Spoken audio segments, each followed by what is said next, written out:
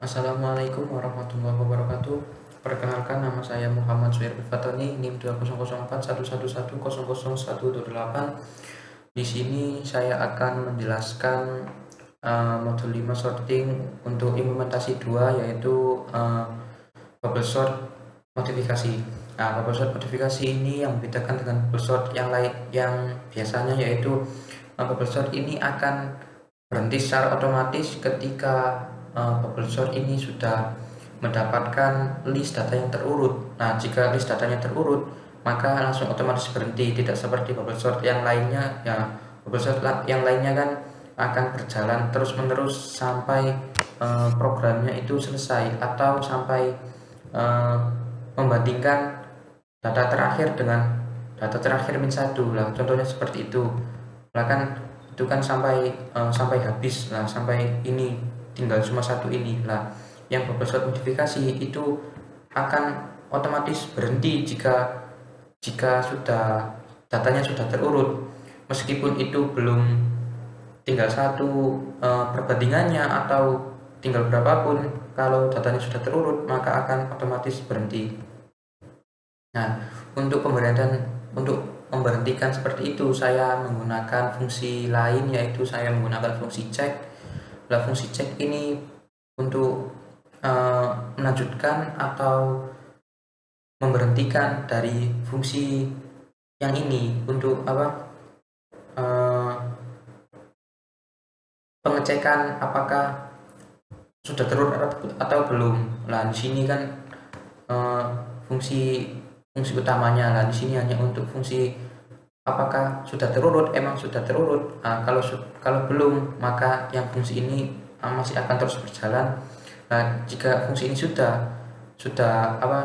benar, maka fungsi yang ini akan berhenti otomatis, keluar, dan akan memberikan data yang terurut otomatis.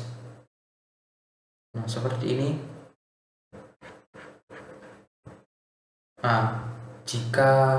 Nah, ini kan saya menggunakan for i in range length C-1. Length C ini kan panjang dari parameternya. Panjang parameternya ini saya gunakan nanti untuk listnya. Lah, listnya itu -1. Lah, jika J ke I itu lebih kecil sama dengan JI plus 1, atau data yang misalnya data 1 atau data 0 itu lebih besar dari data 1. Nah, itu kan berarti kan penempatannya sudah benar untuk ascending. Nah, maka jika sudah benar, itu saya count plus 1. Nah, ini untuk menandakan sudah benar 1. Nah, jika ini benarnya itu sama dengan length J-1, nah itu kan berarti kan sudah benar semua itu untuk penempatan dalam indeks dalam listnya. Nah, jika sudah benar semua seperti itu, maka return true. Kalau salah atau nanti ada yang salah satu atau salah dua, maka return false. Nah, return true sama return false itu nanti berguna untuk menentukan apakah ini cek data ini akan mengecek ini pengurutan ini apakah sudah benar atau belum. Nah, jika sudah benar atau true tadi di sini, maka berhenti atau break untuk program bubble sort-nya. Nah, bubble sort-nya kan seperti ini. Nah, jika cek data sama dengan true, maka break, maka akan langsung selesai semua.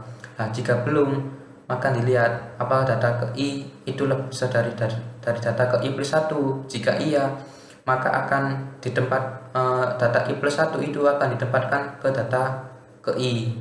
Nah, seperti itu. Nah, jalan dari programnya akan menjadi seperti ini. Nah, kan pertama-tama dilihat dari data ini, data 10, data ke-1, data ke-0, data ke-1, data ke-3. Nah, dari data ke-0 dan ke-1 ini kan sudah benar.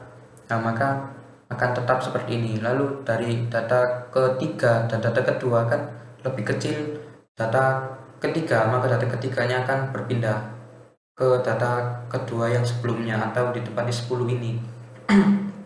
Nah, ini berlanjut sampai 8 kali. Nah, ini yang seharusnya menggunakan bubble sort biasa, maka akan melanjutkan sampai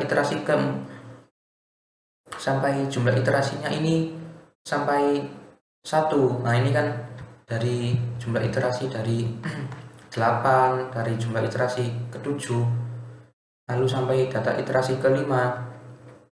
Nah, kalau menggunakan bubble sort biasa seharusnya itu nanti akan baru berhenti akan sampai jumlah iterasinya ke-1 lah. Karena ini sudah dimodifikasi, itu iterasi ke-4 jumlah iterasinya 5 itu sudah selesai, karena memang di sini listnya ini datanya sudah terurut, karena saya menggunakan cek data dari fungsi yang lain, apakah datanya sudah terurut. Jika true lah, ini kan sudah terurut 1, 2, 2, 4, 5, 8, 10, 20 ini kan sudah terurut. Nah, ini true, maka fungsi bubble sort ini saya break, saya selesaikan, maka fungsi program yang harusnya dijalankan setelah ini sudah berhenti. Nah, jadi selesai otomatis jika list datanya sudah terurut. Nah, karena di sini menggunakan for, mengapa kok tidak menggunakan while? Karena kalau menggunakan while, maka saya coba kemarin itu kawan plus satunya di sini yang ini tuh tidak nyambung, tidak bisa nyambung. Maka saya otak-atik lagi, tetap menggunakan for, tapi jika cek datanya sama dengan true, maka akan langsung saya break. Kan kalau misalnya pakai while kan while true while false yang ini, maka terus berjalan lah. Karena menggunakan while tidak bisa nyambung dengan count ini, maka saya tetap menggunakan for, tapi untuk pengecekannya di sini saya menggunakan break untuk memberhentikan paksa program bubble sort yang biasa tersebut. Mungkin sekian penjelasan untuk implementasi 2 bubble sort punya saya. Saya akhiri untuk penjelasan modul 5. Mungkin ada salah kata atau dalam kurang jelasan penerangan, saya minta maaf. Saya akhiri. Wassalamualaikum warahmatullahi wabarakatuh.